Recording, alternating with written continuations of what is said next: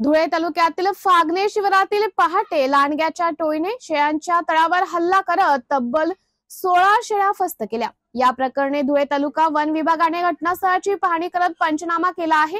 या प्रसंगी गावातील लोकनियुक्त सरपंच यांचे प्रतिनिधी नागराज आबा पाटील व गावातील ग्रामस्थ या प्रसंगी उपस्थित होते। फागणे शिवारातील दिलीप जाधव यांच्या शेतात रोहिदास रूपा मोरे हे शेळ्या व मेंढ्यांचं पालन पोषण करतात। तसेच शेतातील काम करत आपल्या कुटुंबाचा देखील उदरनिर्वाह करतात। त्यांनी शेतातील घराजवळच असलेल्या कुंपणात शेळ्या बांधल्या होत्या।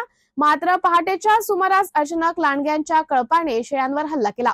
यात तब्बल 16 शेळ्या व बोकड जागीच ठार झाले। रोहिदास मोरे यांचे मोठ्या प्रमाणात नुकसान झाले आहे।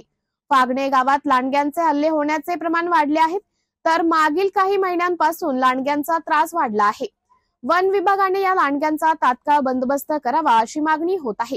या लांडग्यांच्या हल्ल्याबाबत वन विभागाला कळवण्यात आल्यानंतर तात्काळ वन विभागाचे कर्मचारी दाखल होत त्यांनी घटनेचा पंचनामा करून घेतला आहे। मी आणि रोहिदास भाऊ, मी श्रीराम त्र्यंबक जाधव आणि रोहिदास मोरे धुळे जिल्ह्यातील फागणे गावातील रहिवासी आहेत।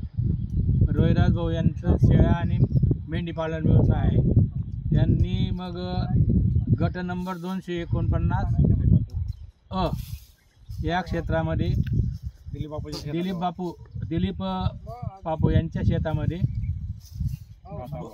शेळी पालन आणि मेंढी पालन यासाठी कुंपण करून शेड करून ते राहतात। तिथं सकाळी त्यांनी जे पिलं होती लहान पिलं ते शेडच्या बाजूला त्यांनी एका जाळी मारून त्या ठिकाणी बांधली होते आणि मध्ये बकऱ्या वगैरे मध्ये चरत होत्या।